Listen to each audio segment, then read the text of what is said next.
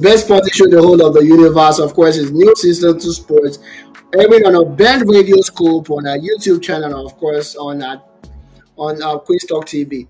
Whatever you're watching us, we enjoy it. But thank you. We say good and a wonderful thank you to you guys. It's been an amazing week of sports. Of course, the NBA All Stars is available now. It's going on live right now at the Bay Area. Wonderful one. Maybe we'll see a little bit of life back into the NBA All Stars that we used to see in the hold. Because right now, it looks lifeless if you ask me. We got a team chalk, a team KDS, of course, a team KD, and of course, Team Shark. Team Shark is a whole OG team that includes LeBron, Steph, AD, Tatum, KD, the Millennium, James Harden, Kyrie Irving, and what have you. And while the team chalk looks a little bit more stacked, it looks stacked as well. We got SGA, we have Nikola Jokic, we have Donovan Mitchell, we have Giannis Antetokounmpo, we have KAT, and of course we have Victor Wembanyama. And of course, in the team Kenny, we have AE, Anthony Edwards, we got Jalen Bronson, Jalen Jackson, Jalen Williams, Darius Garland, we have even Immobile, we have Kid Collingham, of course, and we have Tyler Hero. So it looks perfect if you ask. It looks balanced. If you ask me, but the mixture of views, but the OG does not seem to be stopping. They seem to be still on top of their game. So let's see how that goes tonight, later tonight. In the Bay. Catch us, of course, at 10 p.m. Eastern time for the final of the All Stars. Whoever is going to be qualifying for that one. And of course, a little bit rundown of what has happened right now. So far in the NBA All Stars, we have um, Luka Doncic definitely will not be playing because of his trade and some other moments of injuries and whatnot. We have Victor Wembanyama that definitely got disqualified with CP3 in the skills challenge, won by, of course, who else? Donovan Mitchell of the Cavalier, and of course, what else do we have for you guys? And that who won the three-pointer contest is going to be Bodie Hade that won the three-pointer contest. While Mark Long made history by winning the slam dunk contest for the third consecutive time, including the jumping over a car for a perfect score. And the Team C won the Rising Stars Challenge, earning the right to compete in the All-Star Games. Team Kenneth, coached by Kenneth Parker, Stephen Castle was named the MVP of the event. So it's gonna be an amazing one. Let's see how everything works out for this one. Let's see how interesting it becomes. Let's see how interesting it becomes, number one, and how serious they take the NBA All Stars. Because most times, or more often than not, they don't take it serious, and that's usually the issue. And of course, we'll move straight to the world of soccer right now, where we have the Champions League preview. The Champions League is back in a new format. There was a couple of games that was played last week, and of course, the return leg will be playing this later this week. Manchester United are not in the Champions League. I don't think they will be in the Champions League for a very long time. They're 15th on the table log right now, if I'm not mistaken. So I'm sorry. I'm sorry for saying like I don't think. I think Manchester United is just kind of in my head, one way or the other. That's why I keep talking about it because maybe I'm sad with what is happening at United right now. Manchester City versus Real Madrid will be playing at in Madrid at the return leg. The first leg ended in favor of Real Madrid. 3-2 coming back with those two late goals, of course, by Brahim Diaz and Jude Bellingham scoring those goals for Real Madrid.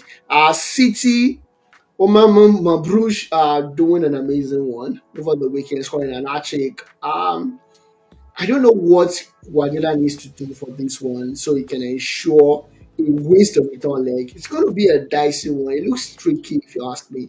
Um, it doesn't look easy. It's not going to be easy for him, but some way, somehow, I feel Guardiola might just be able to make this one with the all two goalies, maybe with a 3-1 victory or 4-2 victory or what have you, you know.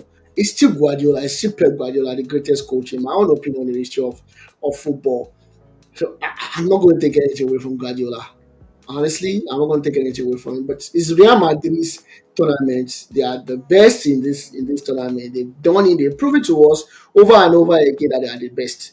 That nobody is close to them. So it becomes a question of on the day who actually wants it more, right? Who actually wants it more? My head is telling me I should go for Real Madrid, but my heart is telling me Manchester City.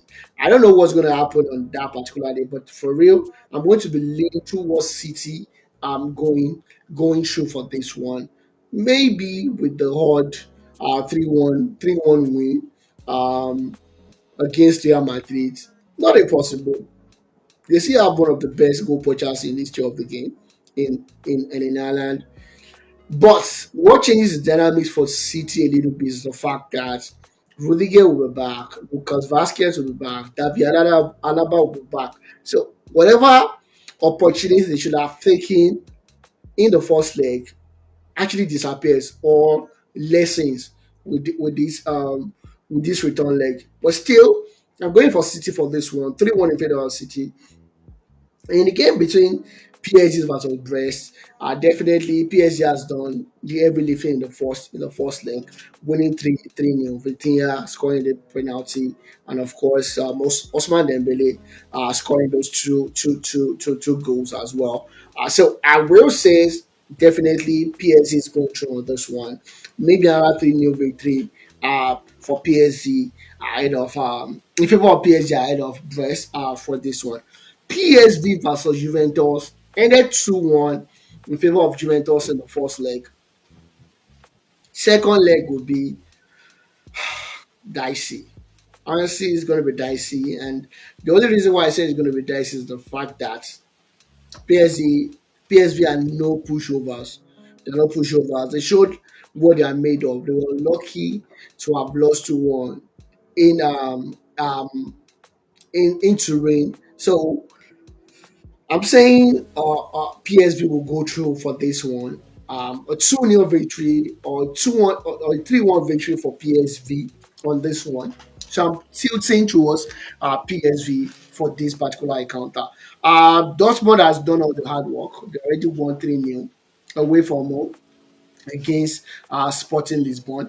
Not like the away encounters really matters right now, but when you go to the Dortmund Arena, it's a different ball game when you see all those black and yellow shining all across the stadium. It gives you a fresh fire of life, like fresh breath, like what is happening here. And of course, it's gangster.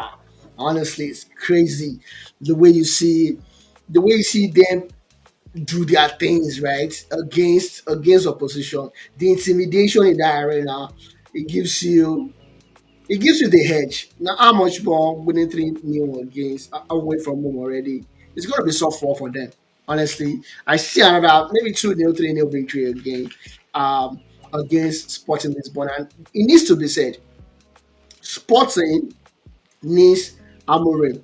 Amorim needs Sporting. It looks like a marriage that was dissolved a little bit too early. Sporting has been in a downward spiral ever since Amorim left. And of course, Amorim has been a downward spiral ever since he left Sporting as well. So it's a little bit of here and there, a little bit of it is a little bit of that for that particular encounter.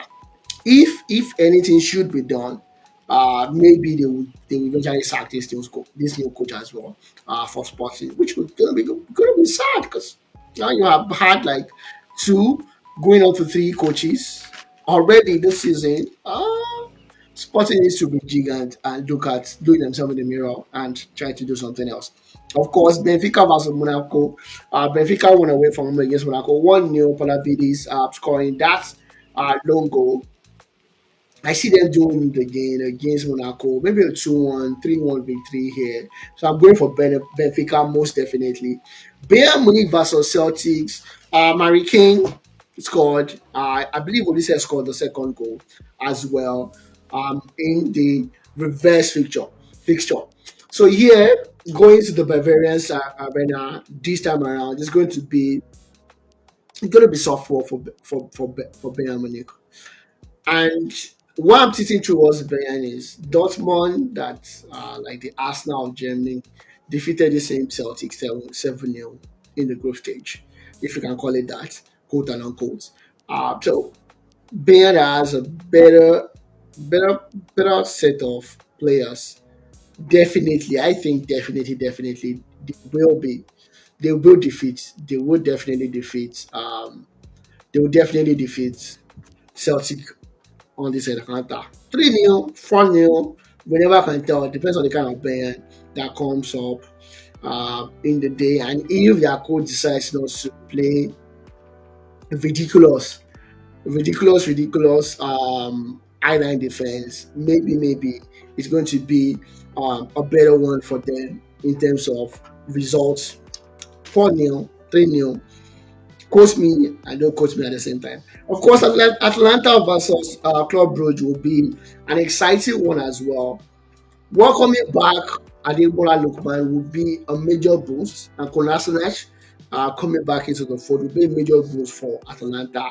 Don't forget they lost 1-0 away from home against 2-1 away from home against Club Brugge. So this will be an avenue for them to actually make a good account of themselves.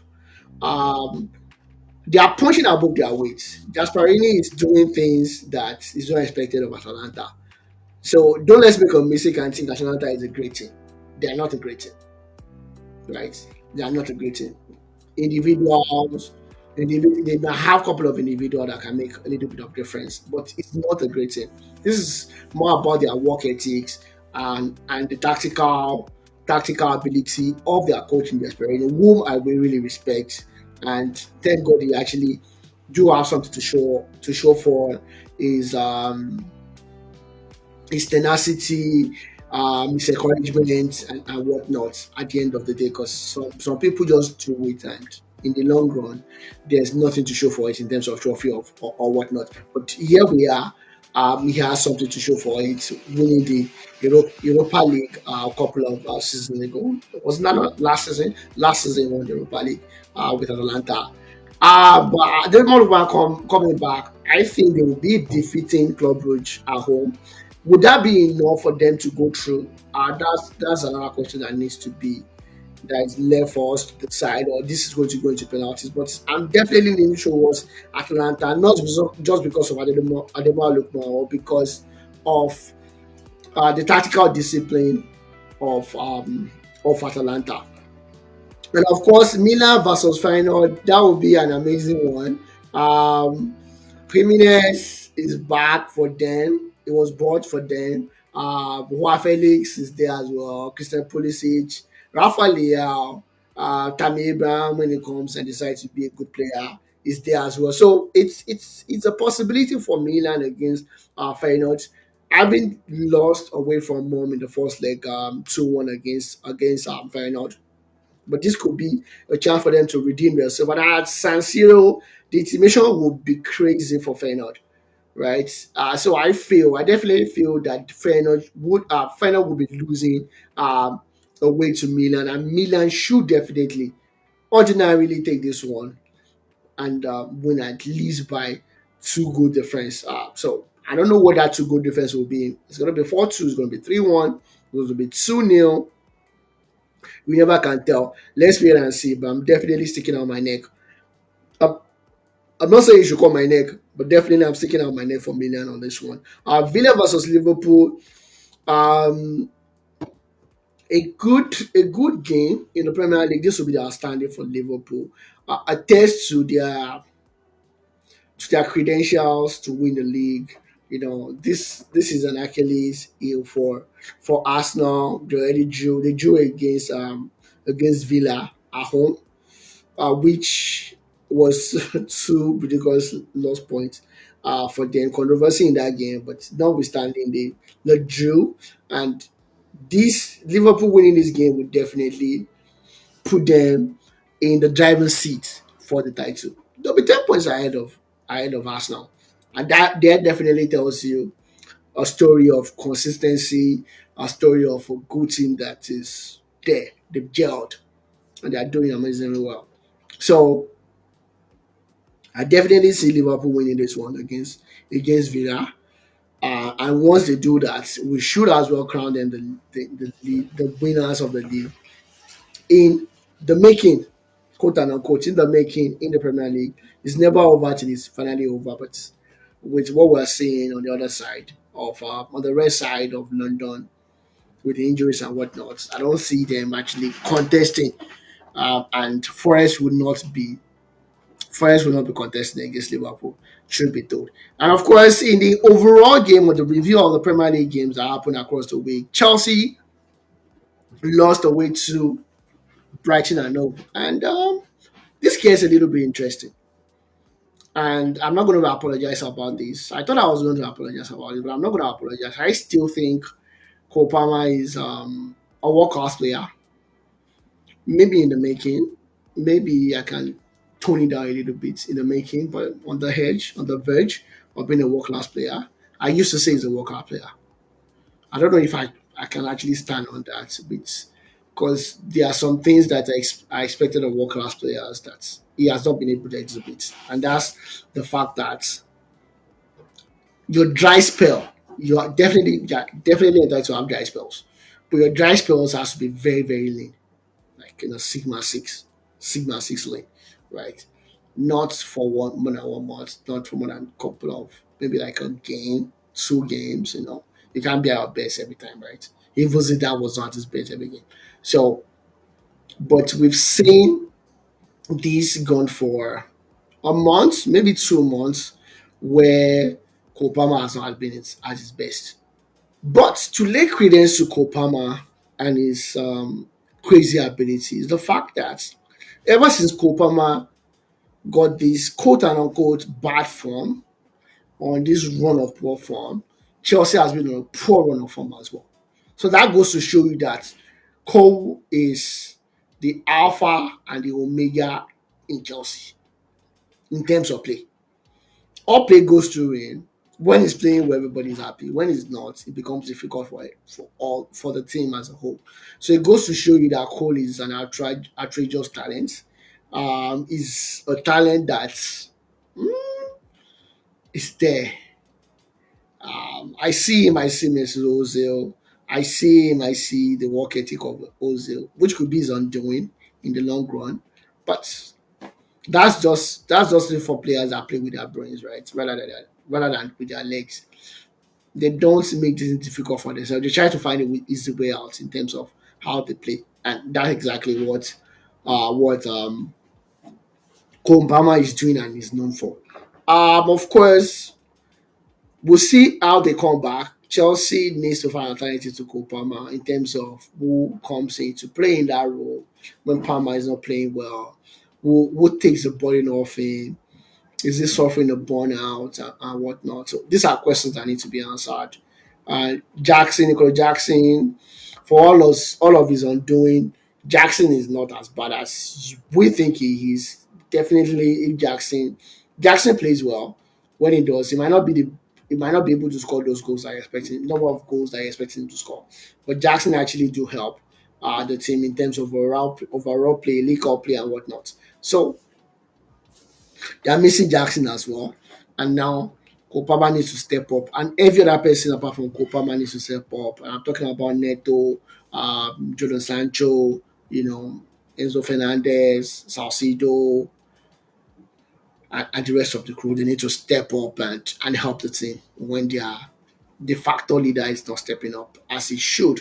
Of course, Leicester City versus Arsenal. Arsenal struggled to win 2-0 against Leicester City, thanks to Mikel Merino. And really can't blame Arsenal when you have a team that has just 3 attackers available.